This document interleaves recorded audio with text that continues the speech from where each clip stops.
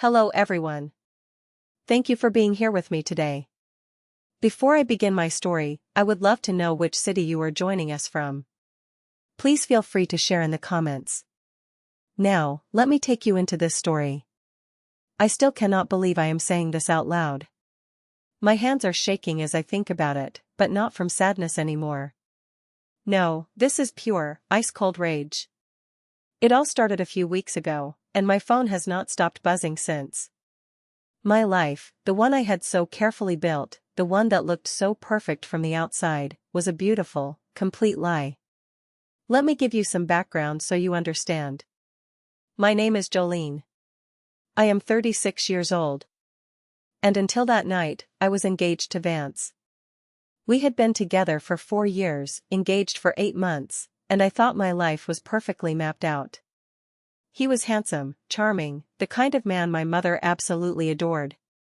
He would bring her flowers on a random Tuesday just because he was passing by her house. We were that couple, the ones whose pictures on social media probably made everyone else a little bit sick with envy. Our wedding was just 5 months away.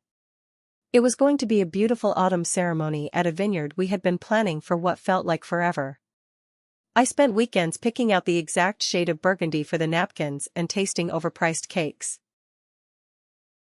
And then there was Ramona. My best friend, my maid of honor. We had known each other for 17 years, since we were awkward teenagers trying to figure out who we were in the high school cafeteria. She was more than a friend. She was the sister I never had. We had been through everything together. First heartbreaks, college graduations, even the funeral for my father a few years back. It rained so hard that day, and she held the umbrella over me and held my hand through the entire service. I trusted her with my life. Was being the key word in all of that. Looking back, of course, there were signs. Little red flags, tiny little things that made my stomach twist for a second before I pushed the feeling down, telling myself not to be ridiculous. You know how it is. You do not want to see what is right in front of you. You tell yourself you are being crazy, insecure. It is just so much easier to believe the lie. It started subtly about 4 months ago. Vance suddenly got this huge health kick. He decided he needed to get in perfect shape for the wedding, which I supported, of course. He bought new running shoes, giant tubs of protein powder that cluttered up my kitchen counters, and started tracking his meals. And who did he hire as his personal trainer? Ramona. She had gotten her certification a couple of years back and was trying to build her client list. At the time, it seemed perfect. My 2 favorite people working together toward a common goal. I was so proud of them both. What an absolute fool I was. Soon, he started coming home later from his office. Client meetings running long, he would say, kissing me on the forehead as he dropped his briefcase by the door.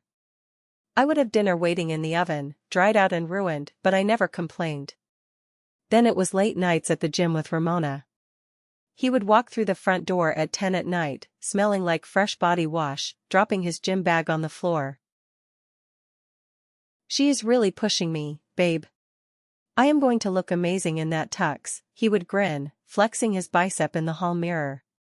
I would smile back, standing there in my pajamas, telling him how handsome he already was. I did not question it. Why would I? But his phone was always face down on the kitchen counter. Always. If we were watching a television show on the couch and he got up to get a glass of water, he would flip it over.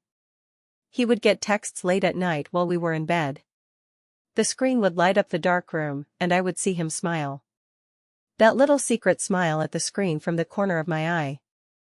If I walked into the bedroom while he was texting, he would lock the screen so fast you would think it was a reflex. Classic, right? A total cliché. But when I would ask, just gently, standing near the doorway holding a basket of laundry, "Who are you texting so late?" he would flip it around on me. The gaslighting was an art form. Really? Why are you so controlling, Jolene? Do you not trust me? God, you are getting so insecure lately. Is it the wedding stress? And like an idiot, I would apologize. I would set the laundry basket down and actually apologize for feeling suspicious, for my gut telling me something was deeply wrong. I remember one night about a month before it all blew up. The three of us were having dinner at our favorite Italian place downtown. The waiter had just brought out a basket of warm garlic bread. We were laughing, drinking red wine, talking about the final details for the wedding reception. Vance put his arm around the back of my chair and said to Ramona across the table, "I am the luckiest man in the world. I am marrying the most amazing woman, and I have got the best friend anyone could ask for." He looked at me when he said the first part, but then his eyes slid over to Ramona when he said the second. They held the gaze for just a second too long. The restaurant chatter seemed to fade away. My stomach did that familiar twist. A cold dread washed over me for a heartbeat. I picked up my wine glass, took a large swallow, and told myself it was nothing. It was just the wine making me silly. The week it happened, I was supposed to be out of town for a 2-day work conference. It was a boring corporate event in a stuffy hotel 3 states away. I hated these things. I hated the uncomfortable chairs and the fluorescent lights. But it was important for a potential promotion I was up for. I was in line for a significant step up that came with a much higher salary, something that would really help us pay for the wedding and our future. Vance had been so supportive, standing in the bedroom folding my shirts and helping me pack my suitcase, telling me to go knock them dead. Ramona had even sent me a text that morning while I was waiting to board my flight. "Good luck. You are going to kill it. Wish I could be there to cheer you on." The memory of that text, sitting in my phone, knowing what she was really cheering for, makes me physically ill now. The conference was a drag, just as I expected. Endless presentations on quarterly goals and lukewarm coffee in thin paper cups. I spent the first day sitting in the back row, counting the hours until I could go back to my quiet hotel room, order an overpriced club sandwich from room service, and call Vance. We talked that night. It was a perfectly normal conversation. He said he was just at home watching a sports game, eating leftover pizza, missing me like crazy. He sounded tired. I know why now. He must have been exhausted from entertaining my best friend. But things have a funny way of working out, do they not? The main keynote speaker for the second day had a severe family emergency and had to cancel at the absolute last minute. The event organizers panicked. The whole conference schedule got moved up, and suddenly everything was over by noon on the second day instead of wrapping up late in the evening. My boss, a decent older gentleman named Mr. Sterling, gathered our team in the hotel lobby. He looked at us, holding his briefcase, and told us to just head home early. "Enjoy the extra day off, folks," he said with a wave. I was ecstatic.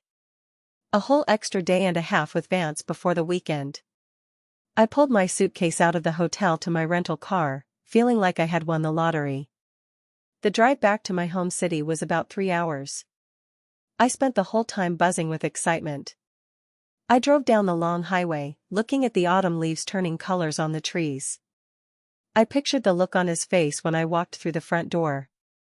I turned up the radio, playing a cheesy mix of classic rock we had made together, and sang along at the top of my lungs. The world felt bright and full of possibility. I decided to make it a real surprise. I would not even text him that I was on my way. I imagined us having a romantic, spontaneous evening together, cooking dinner and opening a nice bottle of wine. About 30 minutes from home, I pulled off the highway and went to that nice little gourmet market we both love, the one with the imported cheeses and fancy crackers. I pushed a shopping cart down the quiet aisles. I bought a bottle of his favorite Cabernet, some expensive prosciutto, a wedge of brie cheese, and a fresh baguette. All the things for a perfect cozy night in. As I was standing at the checkout counter, handing my credit card to the cashier, my phone buzzed in my purse. I pulled it out. It was a text from Vance. "Sleep well, my love. Miss you like crazy." I smiled, my heart feeling so full it could burst. I typed back, standing right there by the sliding glass doors of the market. Miss you more. Cannot wait to be home. I felt a little pang of guilt for the white lie, telling him I would be home tomorrow, but I knew it would be worth it for the surprise. I carried the brown paper grocery bag to my car, placed it carefully on the passenger seat, and drove the rest of the way home. I pulled onto our quiet, tree-lined street just after 9:30 at night. It was dark and peaceful. Most of the houses already had their curtains drawn. The lights in our house were on, shining warmly through the front living room window, which was good. He was home. I felt that little flutter of happiness, that comfortable, secure feeling of coming home to the person you love. I turned my steering wheel to pull into our driveway, but then I stopped. I parked my car on the street instead, wanting to be completely silent. I gathered the heavy grocery bag in one hand and my rolling suitcase in the other. I walked slowly down the sidewalk toward the front door, fumbling for my house keys and my purse, my mind already on opening that bottle of wine. And that is when I saw it. It was not in our driveway. It was parked 2 houses down, under the deep shade of a massive old oak tree, almost completely hidden from view. But the street lamp caught the edge of the bumper, and there was no mistaking it. A dark blue Dodge Charger. Ramona's car. My first thought was not suspicion. It was confusion. I stood there on the sidewalk, the wheels of my suitcase resting on the concrete. What is she doing here so late? My brain, bless its naive little heart, started scrambling for logical explanations. I looked up at the dark sky, thinking hard. Maybe she and her husband Desmond had a terrible fight, and she came over to talk to Vance because I was out of town. Maybe her car broke down, and she managed to roll it down the street, and Vance went out to help her. Anything. Absolutely anything but the truth that was screaming at me from the dark shadows under that oak tree. I walked up my front steps. I stood there for a long moment on my own front porch. The cool night air brushed against my face. The metal keys felt freezing cold in my hand. The grocery bag suddenly felt like it was filled with heavy rocks, cutting into my fingers. I took a deep breath, looking at the painted wood of my own front door, and told myself not to be ridiculous. I put the key in the lock and turned it as quietly as I could. The deadbolt clicked softly. I do not know why I was being so quiet. Maybe some primal instinct was telling me not to announce my arrival, not to interrupt whatever was happening inside my home. I pushed the door open and stepped into the foyer. The house was mostly silent.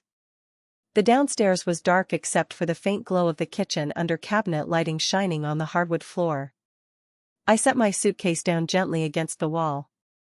I took off my shoes, leaving them by the door, and carried the groceries into the kitchen, setting the paper bag down on the granite counter. Vance, I called out softly. No answer. I frowned. His car was in the garage. He had to be home. I stood in the kitchen, listening to the hum of the refrigerator. Then I heard it. A sound from upstairs. A low murmur. Then a soft laugh. It was a woman's laugh.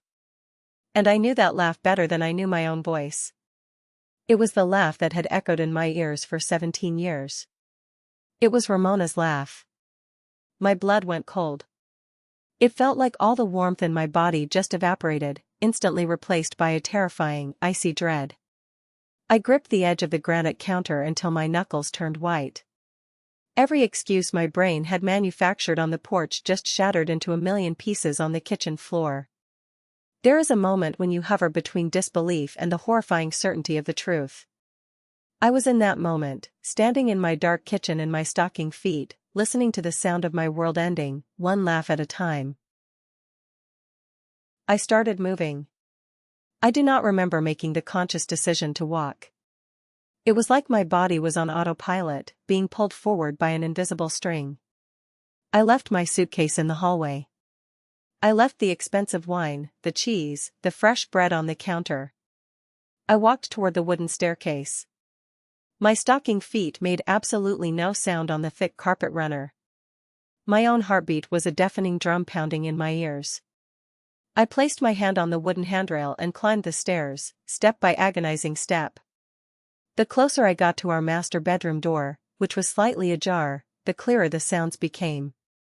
His voice. Her voice whispering. Another laugh.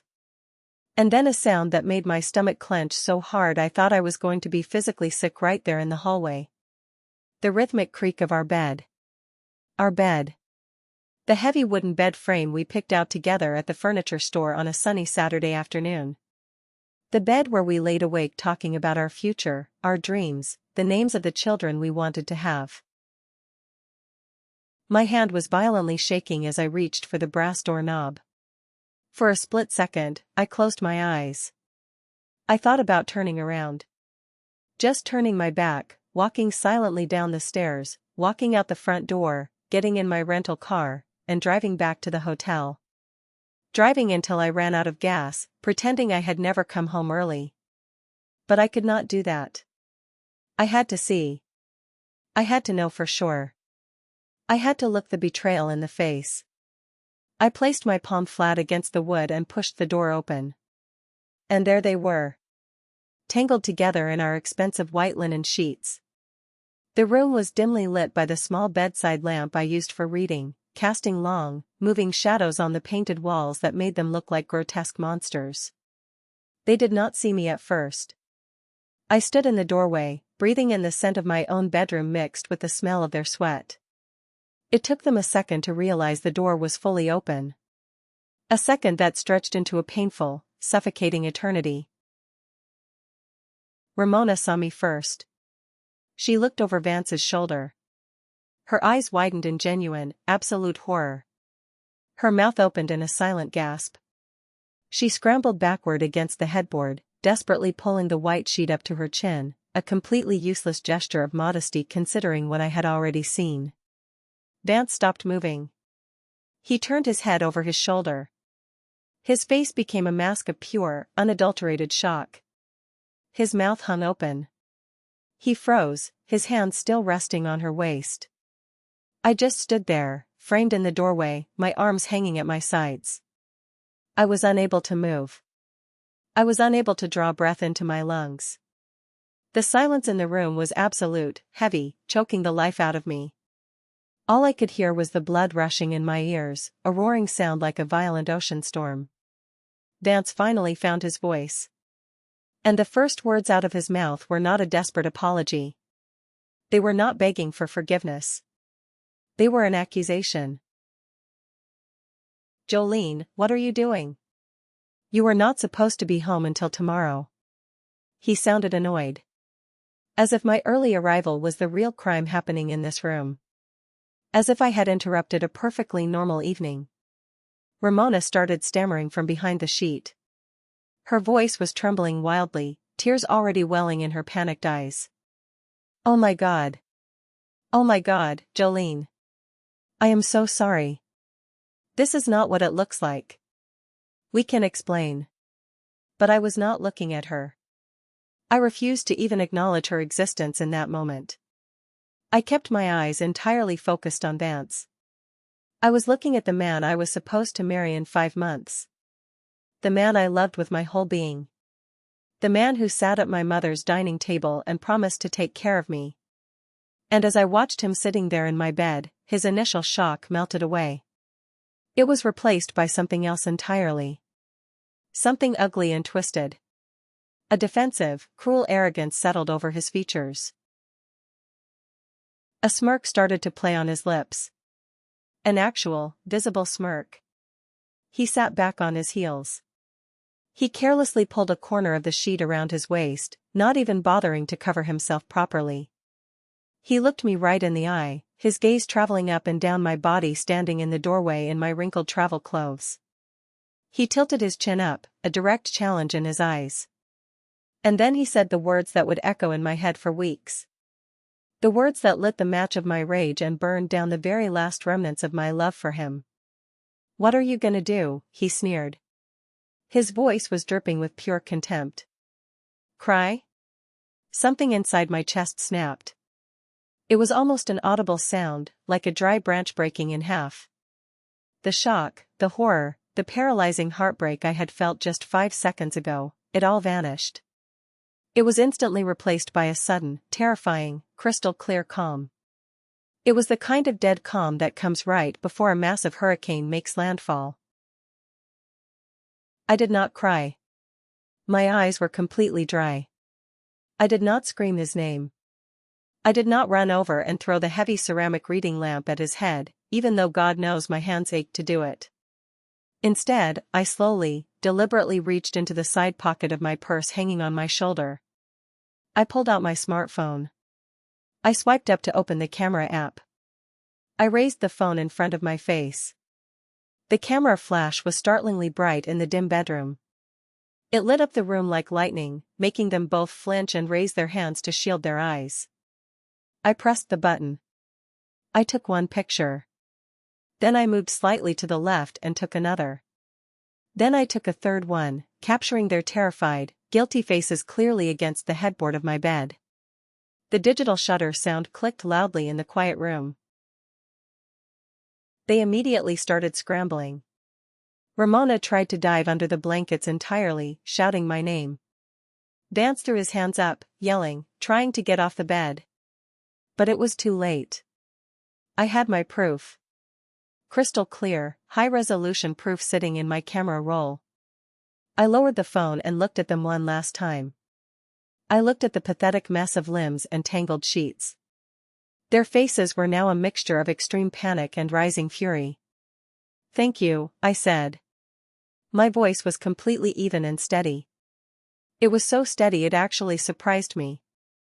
"Thank you for making this so easy." I did not wait for a response. I turned my back to them and walked out of the bedroom. I walked down the wooden stairs, my back straight, my head held high. I did not run. I took my time on every single step. Behind me, I could hear Vance scrambling out of bed, tripping over something on the floor. I heard him yelling, his voice cracking with rage and fear. "That is it? You are just going to walk away? Jolene, get back here right now, you coward." I reached the bottom of the stairs and stopped at the front door. I slipped my feet back into my shoes. I did not turn around to look up the stairs. I just spoke into the echoing silence of the foyer, raising my voice just enough so it carried up to the second floor. "No," I said, my voice bouncing off the high ceiling. "I am just getting started." I opened the front door and walked out into the cool night air. I left my suitcase sitting in the hallway. I left the expensive groceries rotting on the counter. I left the smoking ruins of my completely destroyed life behind me. I pulled the front door shut behind me, hearing the lock click into place. I walked down the sidewalk to my car. I got in, put the key in the ignition, and drove. I did not look back at the house. I do not even remember the first 20 minutes of the drive. I drove past familiar stores and gas stations without seeing them.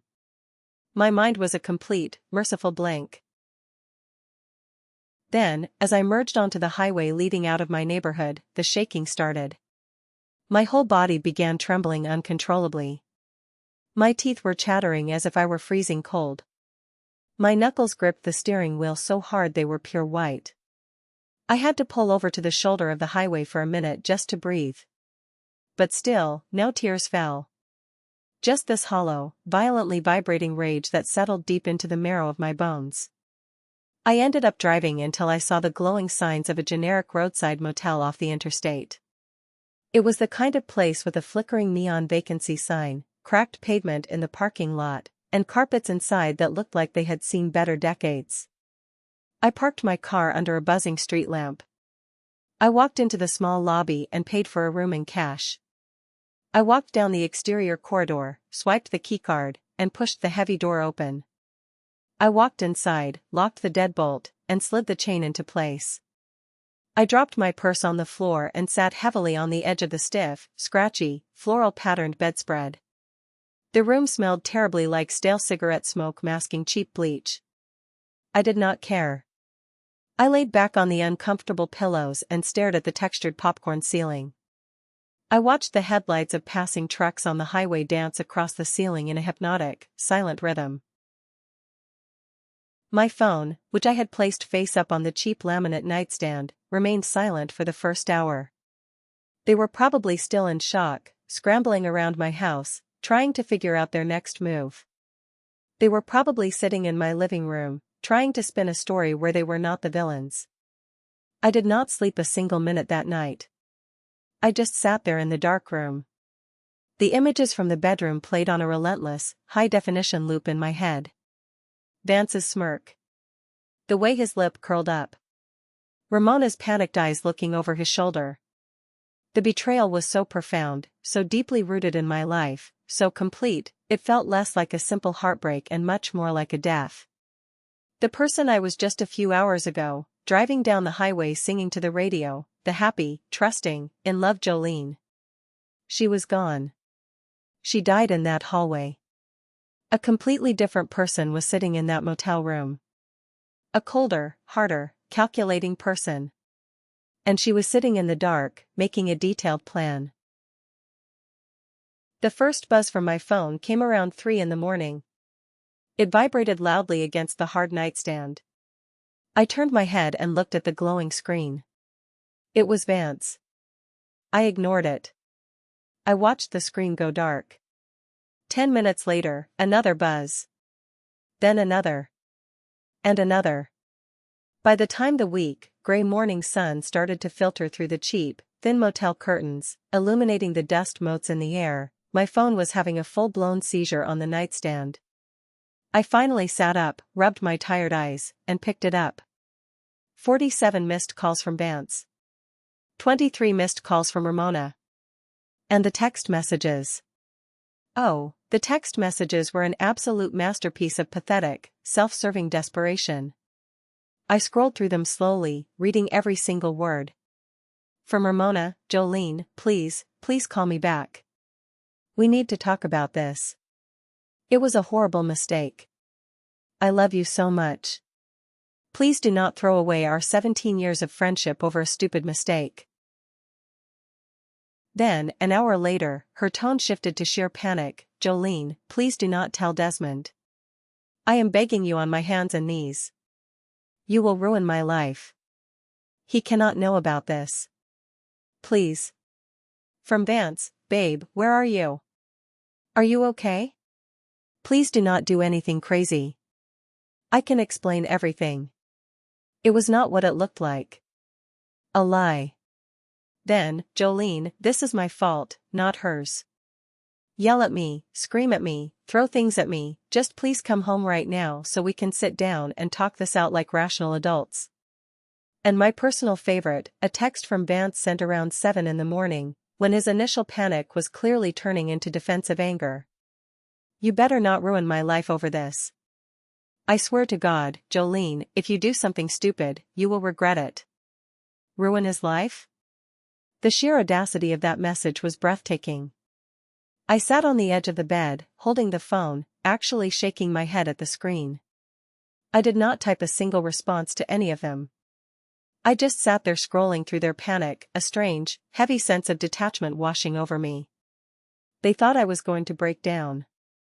They thought I was currently sitting in my car having a hysterical crying fit. They thought I would make a messy, emotional scene. They completely underestimated me. They mistook my previous kindness and trust for stupidity and weakness. But here is the thing they did not know. Here is the secret I held as I sat in that motel room smelling of bleach. This was not the first time my gut had screamed at me.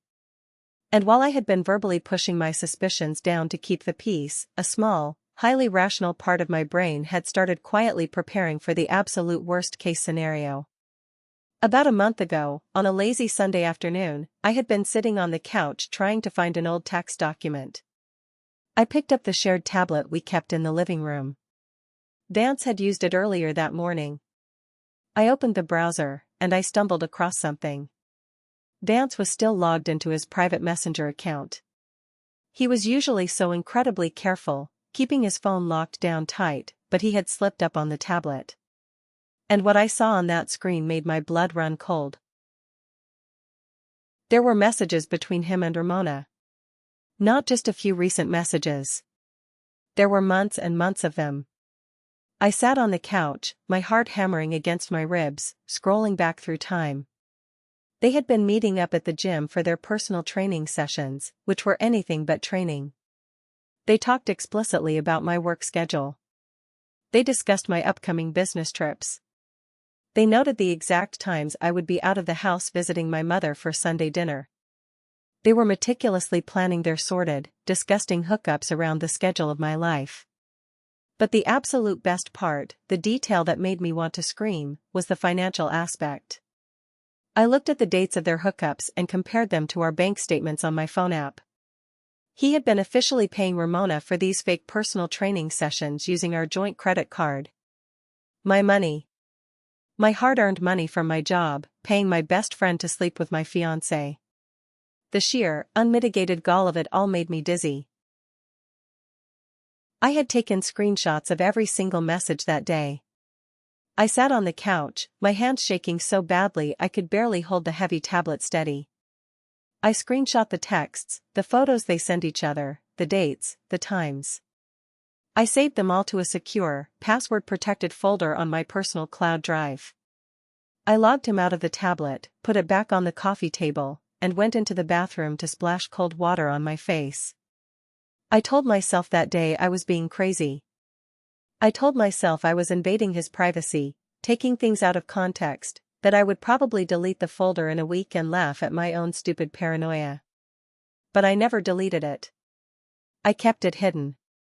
And now, sitting in that dingy motel room with the sun fully up, I was so incredibly grateful for that brief moment of foresight. I had receipts. Literal, actual, digital receipts. So, while they were blowing up my phone with their pathetic pleas, their lies about it being a one-time mistake, and their empty threats, I was already in motion. I did not lay in bed and cry. I stood up, went to the small motel sink, washed my face, and got to work. My first phone call was not to a friend to cry. It was not to my sister. It was to my bank. I dialed the customer service number on the back of my debit card. After navigating the automated menu, I got a wonderfully helpful woman named Brenda on the line. "Good morning, how can I help you today?" she asked, her voice cheerful. I sat at the small desk in the room, holding a pen and a piece of motel notepad paper. "Hi Brenda. I need to separate my joint accounts immediately due to, let us call it, sudden irreconcilable differences. I need to move funds right now." I spoke calmly, coldly. I instructed Brenda to move my exact half of our joint savings account. This included money I had painstakingly saved from my salary, and a small inheritance I had received from my late grandmother that I had foolishly deposited into the joint account for the wedding fund. I moved all of my money into a brand new, strictly private account in my name only. "I also need you to freeze the joint credit card immediately," I told her. "And please remove Vance's name as an authorized user on all of my personal credit cards." Brenda paused for just a second. She must have heard this exact tone of voice and this exact request 1,000 times in her career. There was absolutely no judgment in her voice, only efficient, professional sympathy. "You got it, honey," Brenda said in a warm, motherly tone, typing rapidly on her keyboard. "I am locking the cards right now. The funds are being transferred. We will take care of everything on our end. You just take care of yourself today, okay?" "Thank you, Brenda," I said, and hung up. Next, I opened my laptop, connected to the terrible motel internet, and drafted a single mass email. I loaded the email addresses of the Vineyard wedding venue, the expensive catering company, the wedding photographer, and the florist. The subject line was simple, typed in bold letters: "Wedding cancellation, Jolene and Vance." The body of the email was just as brief and devoid of emotion. "To whom it may concern, due to unforeseen and sudden circumstances, the wedding scheduled for October 12th is officially cancelled. Please consider this email as formal notification to cease all preparations. I understand I will forfeit the deposits. Do not contact me or Vance regarding rescheduling. Regards, Jolene." I hit send. I watched the little bar load across the screen. I knew I would lose thousands of dollars in non-refundable deposits, but staring at that message sent notification, it felt like a very small price to pay for my freedom. I spent the rest of the long morning sitting in that stiff wooden chair, methodically untangling the digital threads of our lives. I went through every single website. I changed the passwords on every single one of my personal accounts. I changed the streaming services, logging all his devices out. I changed my online shopping accounts. I even went in and changed the password and contact email for the electric bill and the internet bill for the house, making sure he could not access them. It was a tedious, highly repetitive process. Typing new passwords, answering security questions. But it was strangely cleansing. With every new complex password I created, I felt a little bit of my old, naive life sloughing off, making way for whatever hard reality came next. While I was typing, my phone continued to light up on the desk. They were still trying to reach me, of course. The incoming calls had turned into long, rambling voicemails, each one sounding more frantic and panicked than the last. I took a break from my laptop and listened to one voicemail from Vance, just out of morbid curiosity. I held the speaker to my ear. He was crying. Actual, sobbing, gasping tears. Jolene. Jolene, please pick up, he choked out, his breath hitching. I love you. I swear to God I love you. I made the biggest mistake of my entire life. I was weak. It meant nothing. Please, please, just come back to the house so we can talk to me. Do not throw us away. It was a truly great audio performance. If I had not seen the iPad, I might have felt a shred of pity. Too bad I had a folder full of months of explicit text messages and gym payments that proved his undying love was nothing but a highly convenient lie. I pressed the delete button on the voicemail. Then I went into my phone settings, selected Vance's contact, and hit block caller. I did the same thing to Ramona's number. Silence. For the first time in what felt like an absolute eternity, my phone was completely quiet. The screen stayed dark. The silence in the motel room was beautiful. It was not the silence of defeat, it was the sound of me taking back total control of my life. The rage was still there inside me, a low, steady, burning fire in the center of my chest. But now it had a purpose. It was fuel. They thought I would crumble into a million pieces. They had no idea I was just laying the concrete foundation for their total destruction. I knew they would not give up that easily. I knew Vance's ego would not allow him to just be blocked and ignored. Around noon, I was sitting on the bed eating a stale granola bar from the vending machine when I heard it. A sharp, loud knock on my motel room door. I froze. The half-eaten granola bar stopped halfway to my mouth. I held my breath. I ignored the knock. I did not move a muscle. Then the knocking got louder. More insistent. The heavy wood rattled in the metal frame. Jolene, a voice called out, slightly muffled through the door. I know you are in there. I saw your rental car parked outside. Open the door. It was Vance. He had tracked me down. He probably drove to every motel off the highway exit nearest our neighborhood. His voice was muffled, but I could hear the tone. The arrogance was still there, hiding just beneath the surface of his panic. I put the granola bar down on the nightstand. I stood up silently. I walked slowly across the cheap carpet, making sure not to make a sound. I pressed my eye against the glass peephole in the door. He was standing right outside on the concrete walkway. The bright midday sun illuminated him clearly. His hair, usually styled perfectly with expensive product, was a messy, chaotic bird's nest. He was wearing the same sweatpants from last night. His face was pale and deeply strained, dark circles forming under his eyes. And then I saw movement behind him. Ramona was hovering a few feet back, near the railing. She was wearing a large hooded sweatshirt, the hood pulled up. Her face was red, blotchy, and severely swollen from crying. She was hugging her arms around her stomach. She would not even look toward the door. She just stared at the concrete floor. Even looking at them through the tiny, distorted fisheye lens of the peephole, they looked absolutely pathetic. I stood there, my hand resting flat against the cool metal of the door. I searched inside myself for a feeling. Did I feel pity for them standing out in the cold? Did I feel any lingering affection for the man I wanted to marry, or the woman who held my hand at a funeral? I felt nothing. Absolutely nothing. No pity. No affection. No sorrow. Just a cold, hard, empty cavern where my beating heart used to be. I did not touch the door handle. I did not speak. I just stood there, breathing quietly, watching them like they were animals in a zoo exhibit. Vance stepped closer and knocked again, much harder this time, hitting the door with the side of his fist, making the security chain rattle against the wood. "Jolene, for God's sake, open the door," he shouted, his voice echoing down the empty motel corridor. "Do not be so childish. We need to sit down and talk about this." Childish. I closed my eyes and leaned my forehead against the door. He had the absolute nerve to stand outside a cheap motel room and call me childish.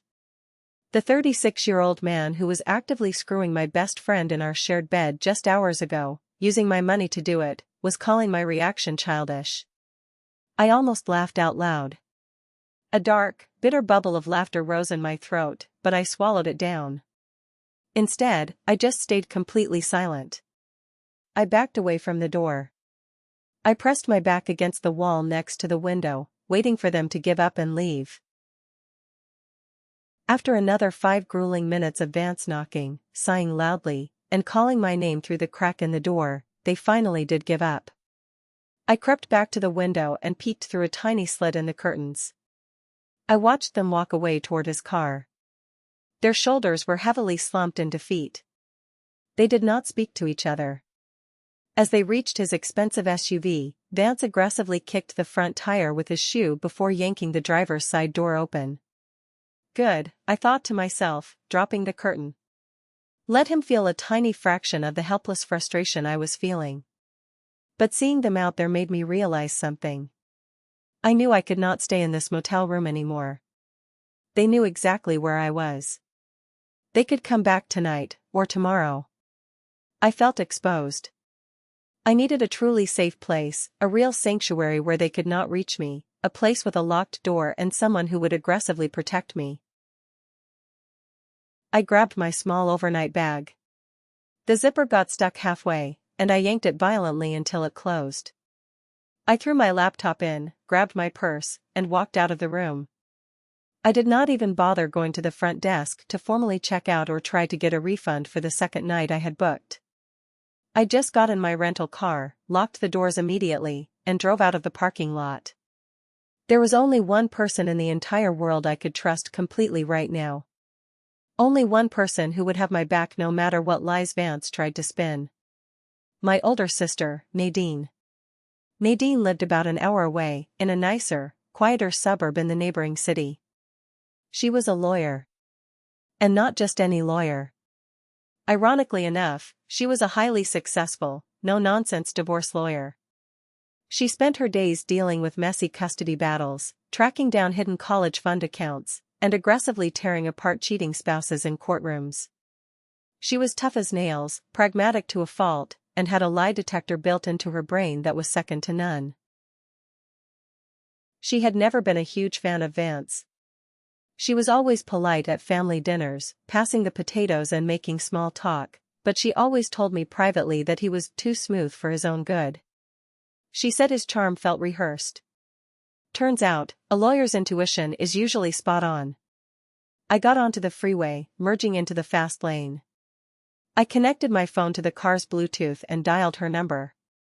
She answered on the second ring. "Nadine Law Offices, this is Nadine," she answered in her crisp, professional voice. "Hey," I said. I gripped the steering wheel tight, trying with all my might to keep my voice steady. "Are you busy? Can I come stay at your house for a bit? Just for a few days, maybe?" "Of course," she said immediately. There was not a single second of hesitation. No questions asked about why I wasn't at my own house. That was Nadine. Solid, dependable, practical. Then, after a brief pause, the lawyer persona dropped, and her voice softened into the big sister tone. Jolene? Is everything okay? You sound weird. Are you crying? And that is when the heavy concrete dam inside me finally broke.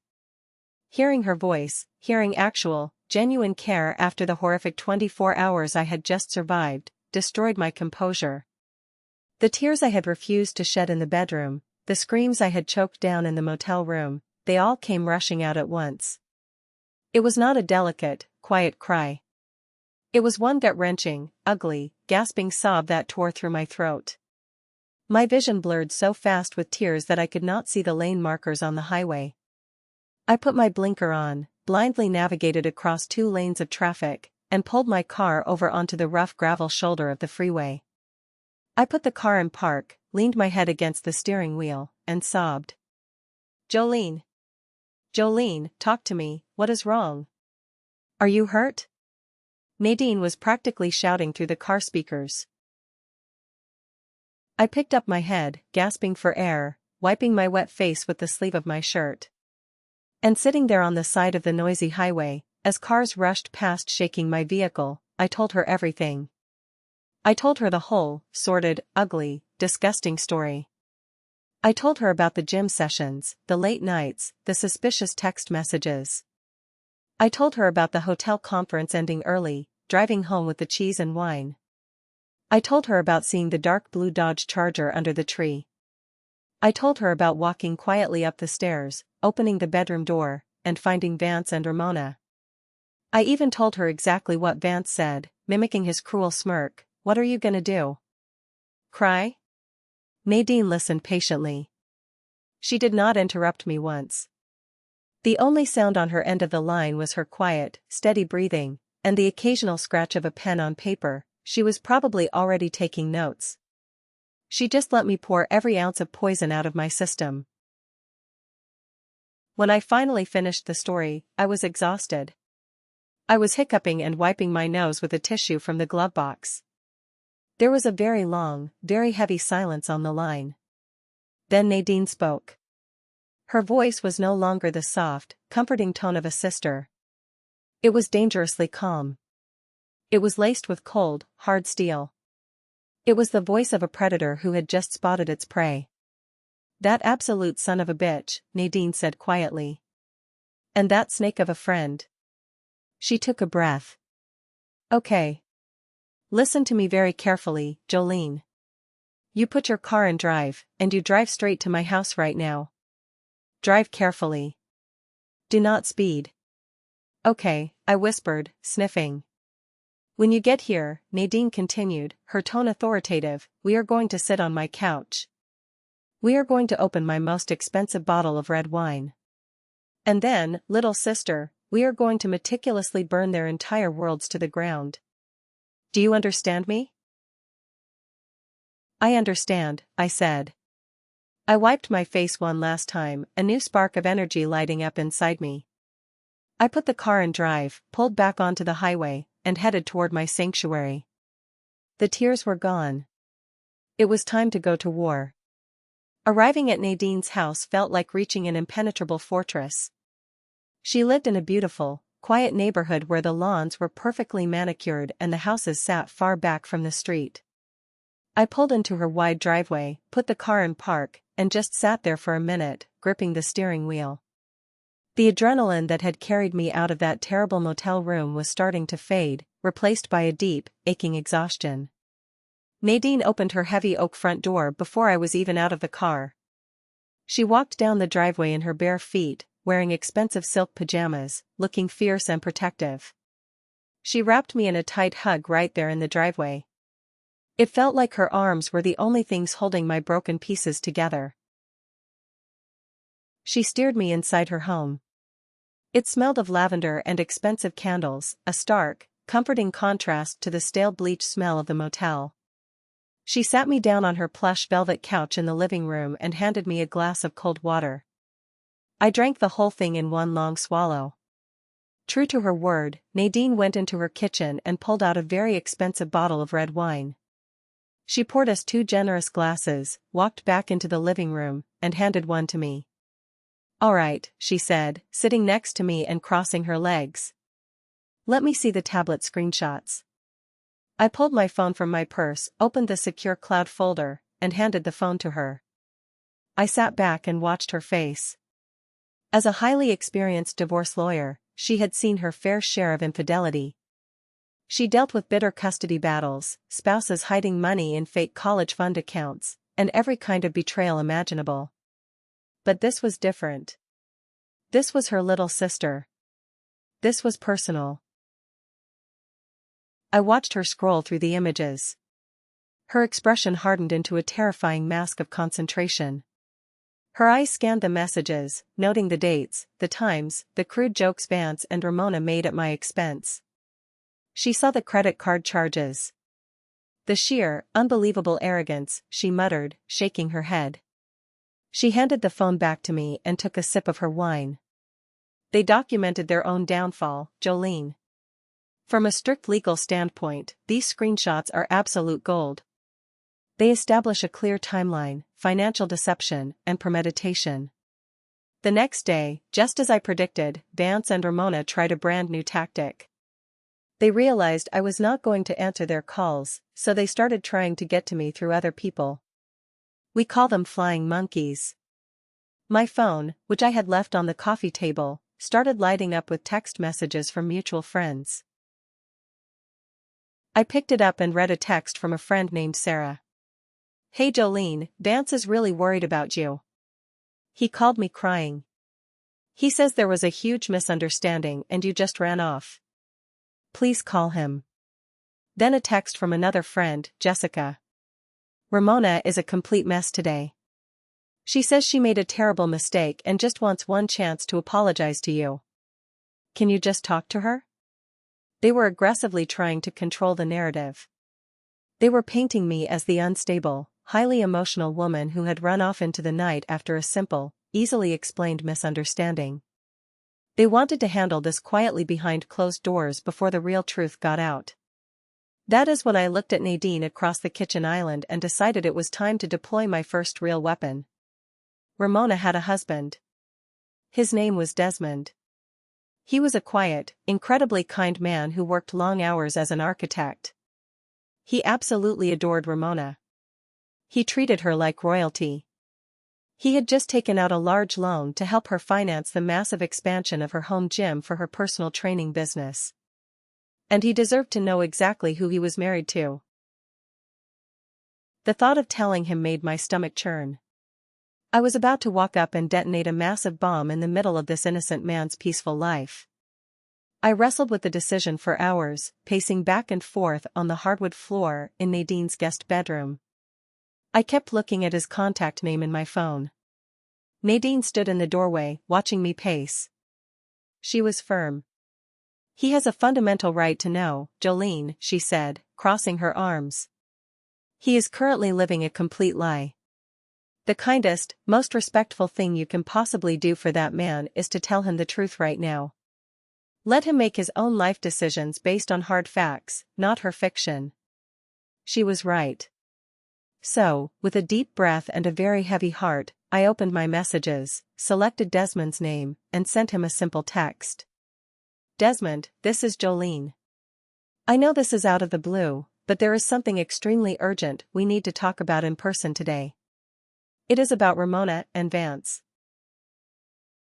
He responded almost immediately.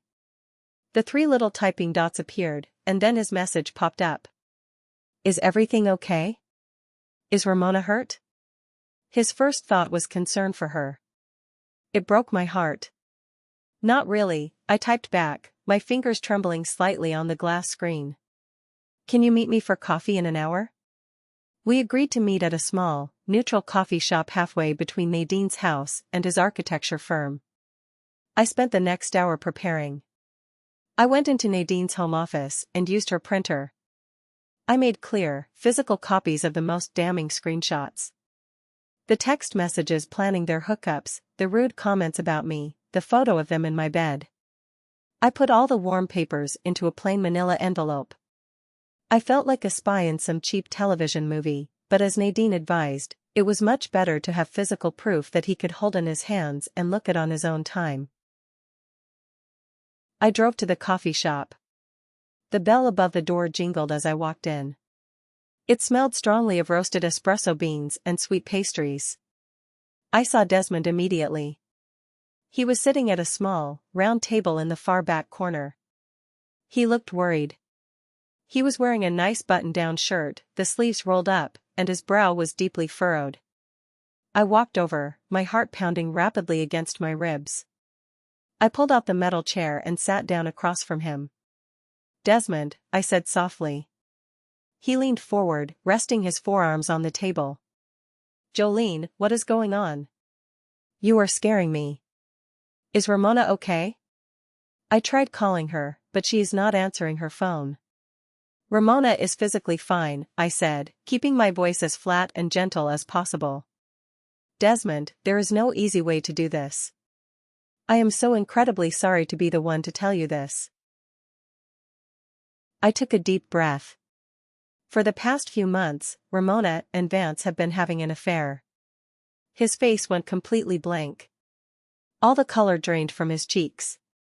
It was like his brain refused to process the English words I had just spoken. He gave a small, nervous, breathy laugh. "What? No. No, Jolene, that is not possible. You must be mistaken. They are just friends. They train together at the gym." "I wish I was mistaken," I said. My voice was thick with an emotion I could barely name. Sorrow, anger, pity. It was all mixed together. I reached into my large purse and pulled out the thick manila envelope. I pushed it slowly across the wooden table until it rested right in front of his hands. "I came home from my work conference a day early," I explained quietly. "I walked in on them 2 nights ago. In my own bed. And this envelope contains what I found on our shared tablet. I am so sorry."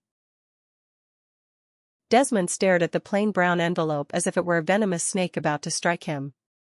For a long, agonizing moment, he did not touch it. He just stared at it, his breathing becoming shallow and fast.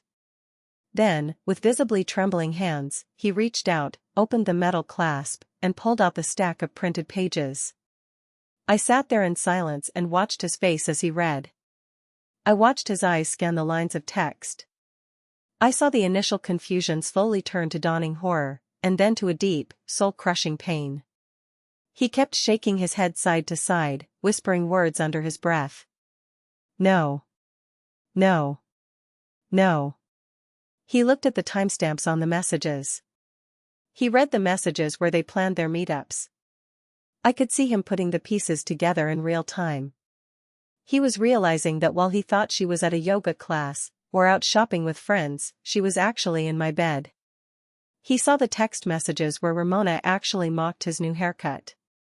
He saw the clear photograph I had taken in the bedroom. He looked up at me.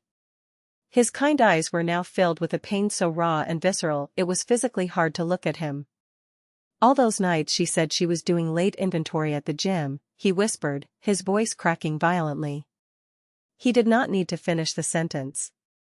We sat there in the busy coffee shop, surrounded by people chatting and drinking lattes, while his entire world burned to ashes. I just let him process it, giving him the quiet space he needed. Finally, he looked at me again. His eyes had changed. The devastating pain was still there, pooling in the corners, but it was actively being forged into something entirely different. It was hardening. It was turning into rage. Cold, hard, calculating rage. "Thank you for telling me, Jolene," he said. His voice was incredibly low and dangerous. "I need to go right now." He stood up abruptly. His wooden chair scraped loudly against the tile floor. He left his untouched coffee sitting on the table. He clutched the manila envelope tightly in his fist like it was a loaded weapon. He turned and walked out of the coffee shop without another word. And as I watched him walk to his car, I knew that whatever happened next, I was no longer the only person on a mission of revenge. I drove back to Nadine's house. I did not hear a single word from Desmond for the rest of the afternoon. But I knew he was a man with a plan. Meanwhile, Vance's campaign to paint me as the crazy villain continued. I was sitting on the couch when my phone rang. It was my mother. I answered it immediately, my heart sinking. "Jolene, honey, what in the world is going on?" my mother asked. She sounded frantic and out of breath. "Vance just called me. He was crying his absolute eyes out on the phone. He said you two had a massive fight about wedding expenses and you just packed a bag and left him. He is worried sick about you. Are you safe?" I had to sit back hard against the couch cushions. The absolute, unmitigated nerve of that man. He actually picked up the phone, called my sweet mother, and played the victim. He lied to her face. "Mom," I said, my voice tight with a fresh wave of fury. "Listen to me very carefully. He is completely lying to you. I am perfectly safe. I am staying at Nadine's house right now. I will come over tomorrow and explain everything to you in person. But please, I am begging you, do not believe a single word that man says to you. Do not answer his calls. He is not the man you think he is." My mother was stunned into silence, but she promised to block his number. The real show, the event that truly turned the tables and set the town on fire, started the very next morning. Ramona was a fitness influencer of sorts. She was not world famous, but she had a very decent, highly engaged local following on Instagram. She posted daily workout routines, healthy recipes, and inspirational quotes about honesty and living your best life. She hosted live workout sessions every single morning at exactly 10 o'clock from the expensive, state-of-the-art home gym that Desmond had so proudly built and paid for just last year. Nadine and I were sitting at her kitchen table drinking our morning coffee. It was 10:15. My phone buzzed loudly on the marble counter with an urgent text notification. A friend had sent me a direct link.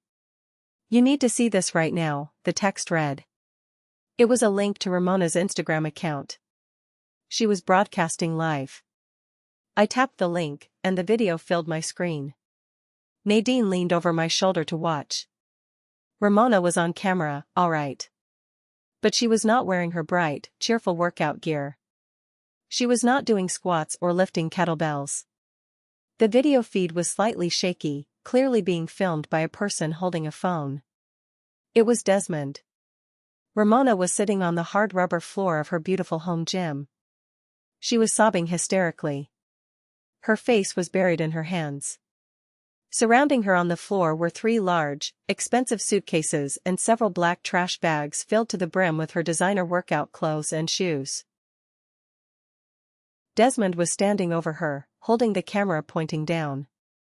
His voice came from behind the lens. It was completely cold, clear, and utterly devoid of any human emotion. "Tell them," Desmond commanded. "Tell your adoring followers the truth." Ramona just sobbed harder, shaking her head.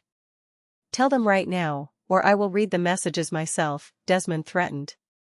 And he made her do it. Right there, in front of over 200 live viewers, a weeping, completely broken Ramona had to confess to her audience.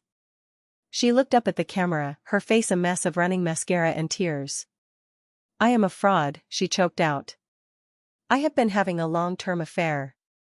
I slept with my best friend's fiancé for months. In her house. While she was away." Desmond stepped into the frame for a second.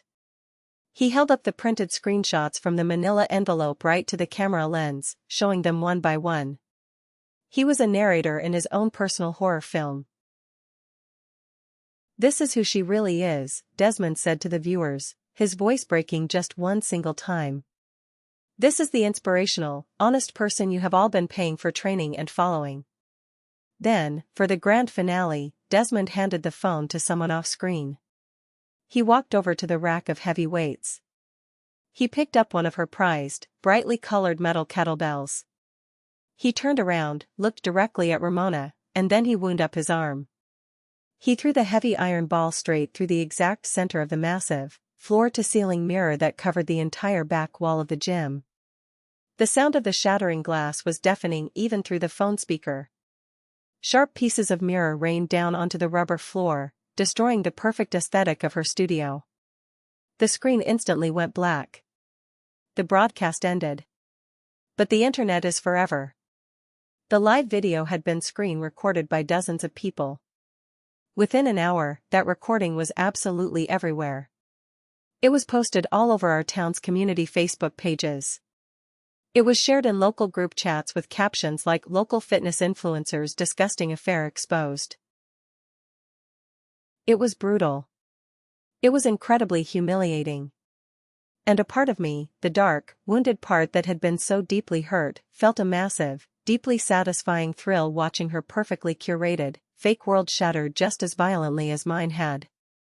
Ramona's entire career was over in the space of 10 minutes. Her Instagram comment sections were immediately flooded with thousands of snake emojis, angry messages from former clients, and hateful comments. People demanded refunds for their training sessions.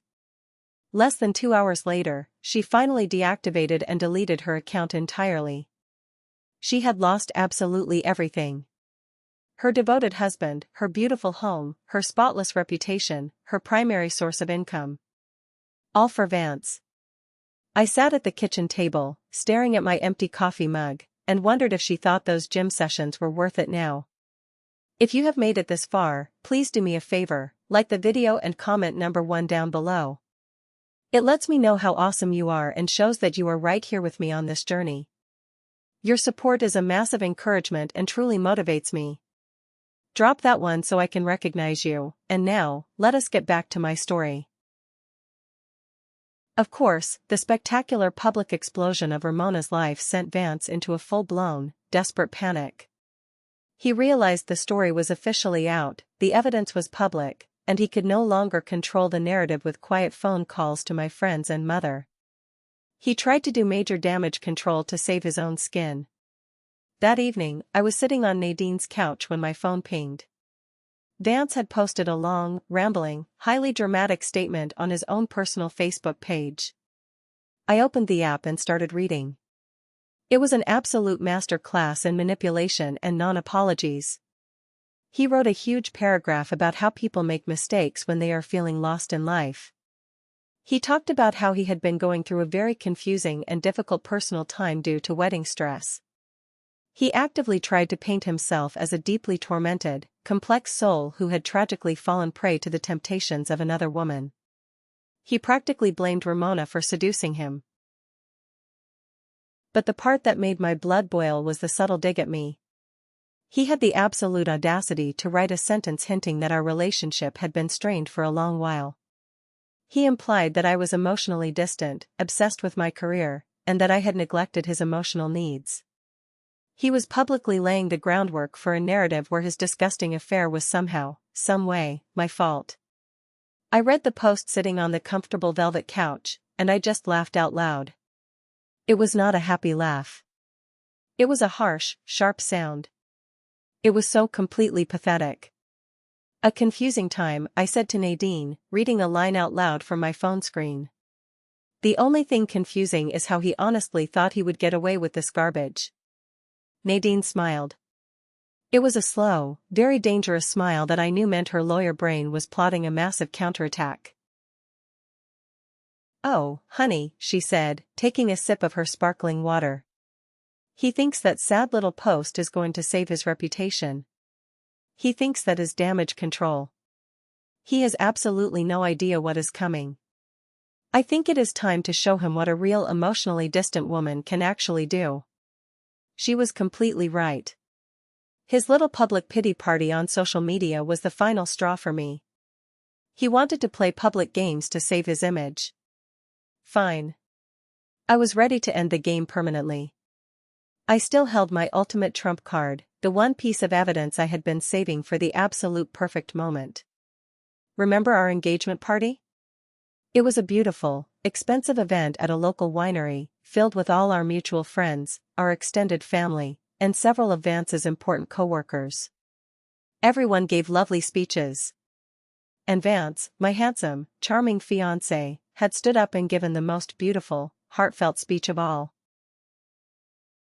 He had stood at the head table, holding a champagne flute in his hand. His eyes were misty with fake tears.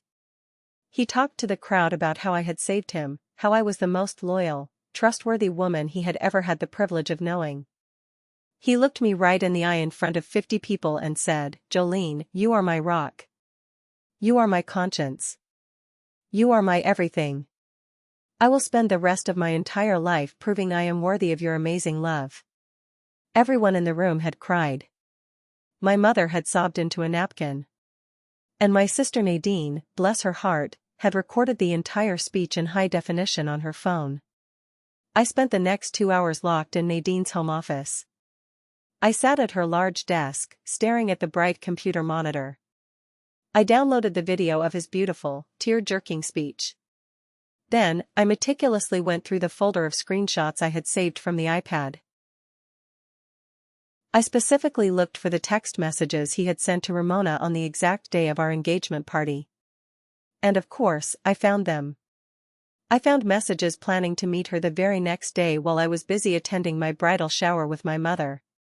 I found text messages where Vance and Ramona actively made fun of the expensive crystal glasses my parents had given us as an engagement gift. I opened up a simple video editing program on Nadine's computer. I dragged the video file onto the timeline. I took clips of his heartfelt, tearful speech, and I spliced them together, intercutting them with the most damning screenshots of his vile, cheating text messages. The contrast was sickeningly, beautifully effective. The video would show a clip of Vance smiling tearfully, raising his glass. "Jolene, you are the most loyal, trustworthy woman I have ever known." Then, the screen would instantly cut to a screenshot of his text message to Ramona sent that same afternoon, "Cannot wait to see you tomorrow. Jolene will be gone all day at that stupid shower. Wear that little black workout top I like." Then it cut back to the video of Vance. "I will spend the rest of my life proving I am worthy of your love." Cut to a screenshot of a text sent an hour before the party started, "Dinner with her boring parents tonight. Kill me now. At least they paid for the good wine. See you Tuesday." I set the whole video to a sad, mournful, highly dramatic piano track I found online. It was a 3-minute masterpiece of absolute emotional destruction. When I was finally done editing, I exported the file. I uploaded it directly to YouTube, set the privacy to unlisted, and copied the link. Then, I opened Facebook. I navigated to Vance's self-pitying, manipulative post.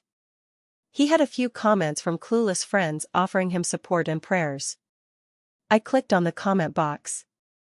I simply pasted the YouTube link. I did not add a single written word of explanation. I did not argue. I just dropped the digital bomb in the comment section, closed the laptop, and walked out of the office to pour myself another glass of wine. It took less than 5 minutes for the first reaction to appear. My phone buzzed. Someone had replied to my comment. "Oh my God," the reply read. Then another notification. And another. And another. His Facebook post, which had been a quiet little sanctuary of sympathy, was suddenly an active war zone. People were absolutely horrified. Friends who had been sitting at that engagement party, who had wiped away tears listening to that speech firsthand, were now seeing the rotten, disgusting truth behind his words. The hypocrisy was undeniable. The video link was shared from his comments. It was sent in private messages. It went nuclear. By the time the sun came up the next morning, Vance had completely panicked and deleted his entire Facebook profile. But it was far too late. The damage was done. The video was everywhere. Everyone in our social circle, everyone in our town, knew exactly what kind of man he was. He called me that afternoon. It came through as a blocked number, so my phone actually rang. I was sitting on the porch, looking at the trees. I hesitated for a second, but my curiosity got the better of me. I swiped the green button and held the phone to my ear. "Hello," I said calmly. It was him. And he was crying. But this was not the fake, manipulative sobbing from the earlier voicemails. This was not a performance. This was the raw, ugly sound of a man who was utterly, completely broken. "Please," he begged. His voice was thick with mucus, choked with genuine tears of panic. "Please, Jolene. Take the video down. Please. My boss saw it. Mr. Sterling saw the video. My family, my own parents will not even speak to me on the phone. You have completely destroyed me. I have nothing." I held the phone to my ear, listening to his pathetic whining. I listened to the sound of his life falling apart. I thought about the deep, agonizing pain he had caused me. I thought about the total humiliation of walking into my own bedroom. I thought about his smug, arrogant smirk as he pulled the sheet up. I felt a massive wave of pure, ice-cold satisfaction wash over every inch of my body.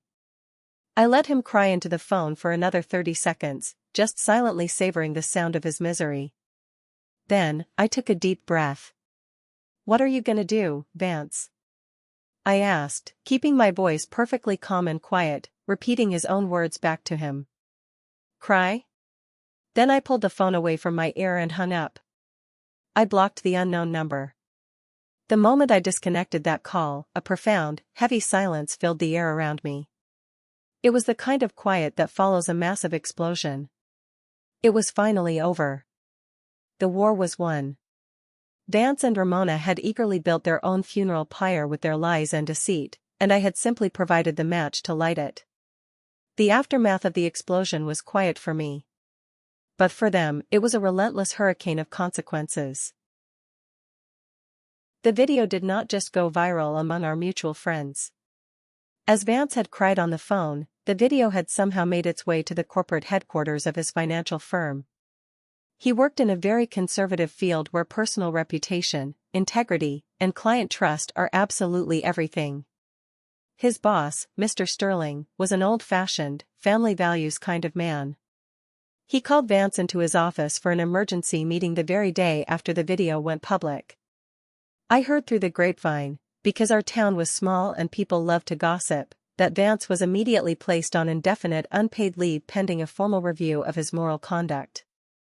Everyone in the corporate world knew exactly what that meant. His fast-track career, the one he bragged about constantly, was officially circling the drain. His impressive salary, the money he used to buy expensive suits and impress people, was about to become a thing of the distant past. Ramona, after her brutal public humiliation on Instagram, had gone completely dark. She packed up her car and fled to her parents' house in another state just to escape the local fallout and the angry clients demanding refunds. Desmond, true to his word, had immediately filed for divorce. And with the massive mountain of digital evidence I had provided him, Nadine told me over dinner that Desmond's lawyer was going to have an absolute field day in court. There would be no peaceful, amicable split. Desmond was going for blood. He was demanding the house, the vehicles, and a very significant portion of all their marital assets. And honestly, sitting there eating my pasta, I could not blame him one bit. My own life, in stark contrast, became a whirlwind of highly practical, forward-moving tasks. With Nadine's expert legal guidance, I began the official process of disentangling myself from Vance permanently. We had owned our home together, both our names on the mortgage, and untangling that financial asset was going to be messy and annoying. I refused to live in that house ever again. I hired a professional moving company. I drove back to the house one sunny Tuesday afternoon while I knew Vance was dealing with lawyers. I began the arduous, exhausting process of packing up 4 years of my life into brown cardboard boxes. It was a strange, bittersweet, and ultimately cleansing experience. One moment, I would be standing in the living room, picking up a framed photograph of us smiling on a beach vacation in Mexico. The memory would make my chest ache with a sudden pang of loss, only for me to toss the heavy frame directly into the black trash bag a second later, hearing the glass crack. The next moment, I would be in the bedroom, folding a nice wool sweater I had bought for his birthday, only to angrily shove it into a cardboard box aggressively labeled "Donate." Each physical item in that house was a memory, and I was methodically, purposefully purging them from my existence. I left all of his belongings piled in the center of the rooms. Our mutual friends, predictably, chose sides. The vast majority of them, after seeing the undeniable, horrifying proof in the video I posted, sided completely with me. My phone was flooded with supportive texts and calls, all expressing deep shock, horror, and unwavering loyalty. A few people, however, tried to play devil's advocate, a role I no longer had an ounce of patience for. One friend, a woman named Clara, called me while I was taping up a moving box. Her voice was hesitant. "Are you absolutely sure you want to throw 4 years away, Jolene?" she asked. "People make mistakes. Marriage is hard. Maybe you guys could go to couples therapy and work through this." I stopped taping the box. "This was not a simple mistake, Clara," I told her, my voice firm and uncompromising. "It was a calculated, planned deception that went on for months in my own home. And I am not interested in marrying a man who conspired with my best friend to betray me. We are done. Do not call me about him again." The conversation ended very quickly after that. I was actively learning to set hard boundaries to protect my own mental peace. The hardest part of the entire process was telling my parents. They had truly loved Vance. My dad had treated him like the son he never had, taking him fishing and helping him fix his car. I drove to their house on a Sunday afternoon. I sat them down in their cozy, familiar living room, the exact same room where Vance had so formally and respectfully asked my father for my hand in marriage just 8 months prior. I told them the truth. I did not show them the harsh video. It was too cruel for them to see. But I told them everything else about the affair. My mother cried immediately, her hand flying to cover her mouth in shock.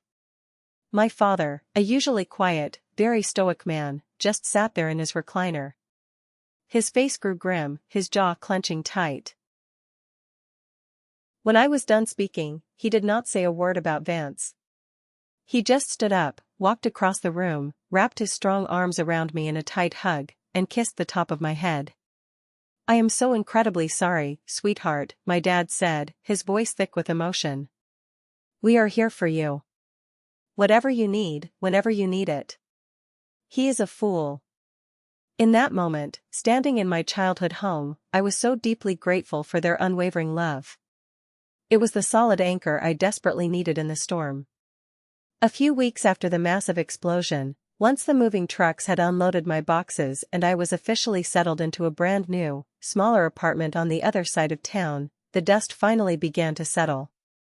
The constant phone calls and supportive text messages from friends had slowly stopped. The intense drama had faded into an ugly, distant memory. The quiet was a relief, but it was also very loud. The silence of my new apartment felt vast and incredibly empty. I had spent so many years building a life around another human being, compromising on dinner choices, sharing a bathroom, having someone to talk to at night, that I had almost forgotten how to function alone. The first week in my new place was hard.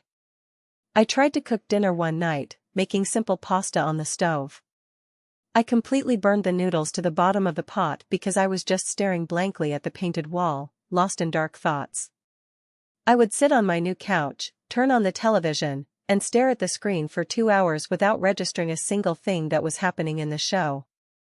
There were long nights I would just lay in my new bed, staring at the unfamiliar ceiling shadows. I was not crying. I was not angry anymore. I was just completely, terrifyingly numb. Healing, I was slowly learning, was not a straight, upward line. It was messy, unpredictable, and full of setbacks. To cope, I threw every ounce of my energy into my career. The promotion I had been interviewing for before all this happened finally came through. Mr. Sterling called me into his office and offered me the position. I accepted immediately. The significant bump in my salary gave me financial security, and I buried myself in the new, demanding responsibilities. It was a fantastic distraction during the day. I worked long hours, reviewing spreadsheets and leading meetings. But at night, when the laptop closed, the heavy loneliness would creep back in. I would cook dinner for one person, watch television alone, and go to sleep in a bed that felt far too big. About 4 months after I moved out of the house, the seasons had changed. It was winter. I was sitting at a local coffee shop near my new apartment, wearing a heavy coat, trying to work on a presentation on my laptop. And that is when I saw him. Vance. He walked through the glass doors, bringing a gust of cold air with him. I almost did not recognize him at first glance. He had lost a very significant amount of weight. His expensive suit jacket hung loosely on his shoulders. His face was gaunt, the charming fullness in his cheeks completely gone. He had dark, heavy bags under his eyes. He looked tired. He looked haunted. He was standing in line waiting to order, and he had not spotted me yet. My very first instinct, the old fight or flight response, was to slam my laptop shut, grab my purse, and run out the back emergency exit. But then I forced myself to stop. I took a slow breath. Why should I run? I had done absolutely nothing wrong. I had no reason to hide in my own neighborhood. So I stayed put. I kept my hands on the keyboard, pretending to be deeply engrossed in my work screen. But of course, as he turned away from the counter with his paper cup, he saw me sitting by the window. His eyes widened in shock. For a second, his feet stopped moving, and he looked like he was going to turn around and run out the door. But he did not. He stood there, holding his coffee, and then, to my absolute dismay, he started walking slowly toward my small table. My heart started to pound in my chest. The familiar rush of anxiety kicked in. I kept my eyes glued to the bright screen, refusing to look up and acknowledge his presence. "Jolene," he said. His voice was raspy, quiet, and incredibly weak. It sounded nothing like the confident man I used to know. I looked up from the screen very slowly. I made sure my face was a carefully constructed, impenetrable mask of total indifference. "Vance," I acknowledged coldly. Can I sit down for just a minute?" he asked, gesturing awkwardly to the empty wooden chair across from me. "I would really rather you did not," I said. My voice was as cold as the ice on the windows. He completely ignored my boundary, pulling out the chair and sinking heavily into it anyway.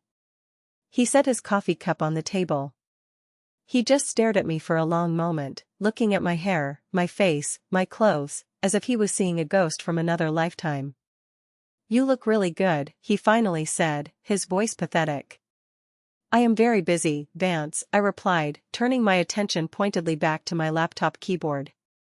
I wanted to say I am sorry," he stammered. His eyes were actually welling up with tears right there in the middle of the coffee shop. "What I did to you, it was unforgivable. I know that now. I messed up everything. And what you did in response, well, I guess I deserved it." I stopped typing, but I did not look up at him. "Is that all you wanted to say?" "No," he said, leaning forward slightly over the table. His voice dropped to a desperate, raspy whisper. "I lost everything, Jolene. I lost my job at the firm. Mr. Sterling let me go. I lost my friends. My reputation in this town is completely ruined. I had to move into a tiny apartment. I am broken." He paused, swallowing hard. "Ramona and we are not together. We could not even look at each other after everything blew up online. The guilt was too much. It was all for absolutely nothing." He looked at me. His bloodshot eyes were pleading. He was desperately searching my face for some sign of pity. He was looking for some tiny flicker of the old, sweet Jolene who would have reached across the table, held his hand, and comforted him. He wanted me to feel sorry for his self-inflicted misery. He found absolutely nothing. I slowly reached out and closed my laptop with a soft, final click. I folded my hands on top of it and met his gaze directly. "That sounds like a you problem, Vance," I said. My voice was completely devoid of any emotion. No anger, no sadness, just flat fact. You made your bed. You chose to sleep in it with my best friend. The fact that you do not want to lie in it anymore because it is uncomfortable is not my concern. We have absolutely nothing more to talk about. I stood up from the table.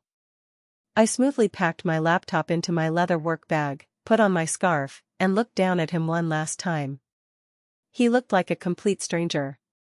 He looked like a sad, faded ghost from a life that was no longer mine. Goodbye, Vance, I said. Then I turned my back and walked out of the coffee shop.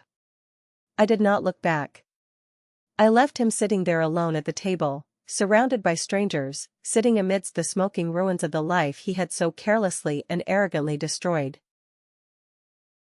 As I pushed the glass door open and stepped out into the bright, freezing afternoon sun, I took a deep breath of the crisp winter air. I did not feel a single ounce of anger. I did not feel any sadness. I felt light. I felt free. Truly, completely, wonderfully free. After that day, my life began to find a new, quieter, much happier rhythm. The sharp, jagged edges of the betrayal finally started to soften. Not because I was forgiving them, I will never forgive them, but because I was actively choosing to focus entirely on myself. It was not about forgetting the past. It was about accepting what had happened, learning the harsh lessons, and moving forward with my head held high. I started doing things just for me. Things I had put on the back burner for years when I was busy catering to Vance's needs. I joined a local hiking club. I spent my weekends exploring the beautiful, rugged trails outside the city limits, breathing in the fresh pine air, sweating up steep hills, and feeling the solid, reliable ground beneath my hiking boots. I reconnected with old college friends who had slowly drifted away during my consuming relationship. I hosted dinner parties in my small apartment, filling the rooms with loud laughter and good food. I started rediscovering exactly who Jolene was when she was not part of a we. My sister Nadine remained my absolute rock through it all. We had weekly Sunday dinners at her house. She never let me wallow in self-pity for too long. She celebrated all my victories, big and small. From a highly successful quarterly presentation at my new job, to simply making it through a rainy Sunday afternoon without feeling that old, familiar pang of loneliness. She constantly reminded me of my own strength whenever I temporarily forgot it. It was on one of those weekend hiking trips, about 8 months after the horrific breakup, that I met Leland. I was struggling to adjust the straps on my backpack at the trailhead parking lot. Leland was standing near his car, organizing his camera gear. He was a landscape photographer. He was a tall, kind, quiet man with incredibly warm brown eyes and a gentle smile that crinkled at the corners when he looked at you. He walked over and offered to help me fix the tangled strap. We fell into step together on the dirt trail and just started talking. The conversation was remarkably easy, flowing naturally from topic to topic without any awkward pauses. He was funny, he was smart, and he listened intently when I spoke. For the first time in a very long time, I felt a little spark of genuine interest in my chest. A tiny, fragile flicker of hope. We went out for coffee the very next week. I was incredibly nervous. Sitting across from him, my emotional guard was up so high it was practically in outer space. I decided right then and there to just be brutally honest. I did not want to waste time. I told him, in a condensed, slightly less dramatic version, that I had recently gotten out of a very bad, highly deceptive engagement. I figured it was much better to scare him off early on date 1 if he was going to be scared off by baggage. He listened to me patiently, holding his warm mug. His expression was respectful and unreadable. When I finished speaking, he was quiet for a long moment. Then he just looked me in the eyes and said, "I am so incredibly sorry that happened to you, Jolene. No one deserves to be treated like that." And that was it. There was absolutely no judgment. He did not ask invasive, gossipy questions about the details. He just offered simple, genuine human compassion. We started seeing each other regularly after that. We took things very slow. Glacially slow. He was incredibly patient, completely understanding that I came with a heavy suitcase of baggage and very serious trust issues. He never pushed my boundaries. He never pressured me. He earned my trust back, little by little, day by day, through his highly consistent, honest actions. When we went out to dinner, he always, without fail, left his phone face up on the table. He never hid the screen. He was completely open and honest about exactly where he was and who he was spending time with. If he said he was working late, he actually called me from his studio. They were very small, seemingly insignificant things to most people, but to me, after what I had survived, they were absolutely everything. He was effortlessly everything that Vance had only pretended to be.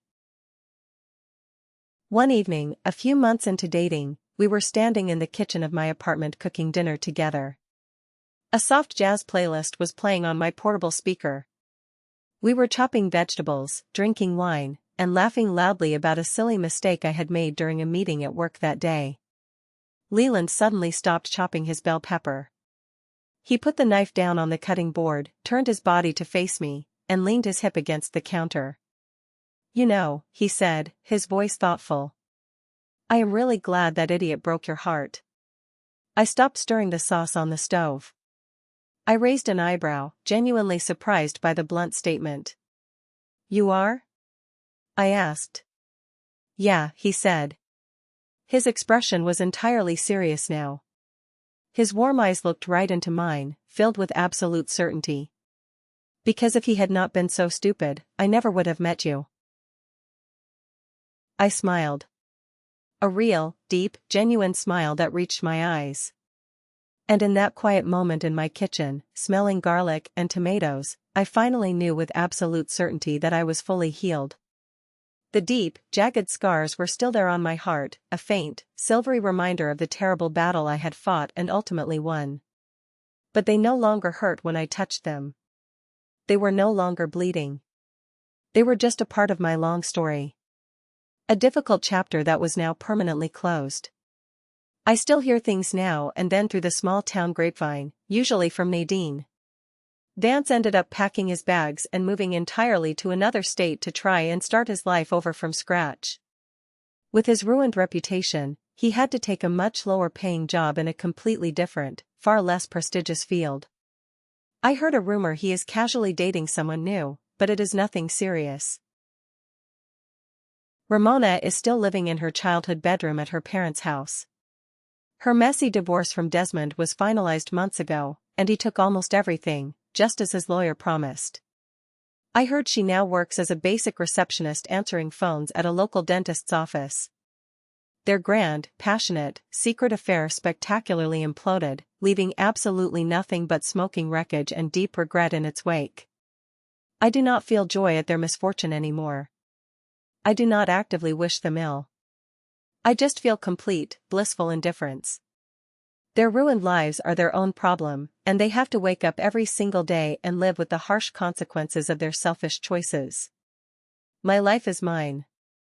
And for the very first time in a very long time, it is filled to the brim with peace, loud laughter, and a quiet, steady, unbreakable happiness.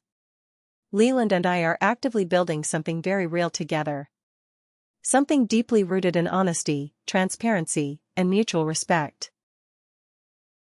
Vance and Ramona thought I was weak because I chose to walk away that night without screaming. They arrogantly mistook my patience and silence for weakness. They had absolutely no idea that sometimes, the quietest person in the room is the one armed with the most detailed, destructive plan. They wanted to know what I was going to do. They asked if I was going to cry. I did not cry. I did not scream. I did not throw a tantrum. I just took a match, burned their lies to the ground, and then rebuilt my own life from the ashes into something vastly better, stronger, and far more beautiful than anything I could have ever possibly had with them. And that, I have truly learned, is the absolute best revenge of all. Thank you so much for listening to my story today. It means the absolute world to me to be able to sit here and share it with all of you. If you have ever been through something similar, if you have survived a betrayal, or if this story resonated with you in any way at all, please leave a comment down below. I read every single one of your messages, and your shared stories give me incredible strength. And if you think someone else out there needs to hear this message today, please feel free to share the video. Sometimes, just knowing that you are not alone in your pain is all the strength you need to finally pack your bags and start over. Have a wonderful, blessed day, everyone.